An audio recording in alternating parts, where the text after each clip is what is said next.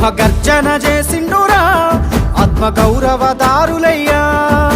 రాష్ట్రాన్ని సాధించి చూపించినాడు, ప్రేమించి ప్రజలను పాలించినాడు. తండ్రిలా తన ఎదకు హత్తుకున్నాడు, తన్లాటలన్నీ తీర్చేసినాడు. కరువుతో ఏడ్చటి పల్లె కన్నీళ్లను బాపు కేసీఆరే తుడిసిండురా.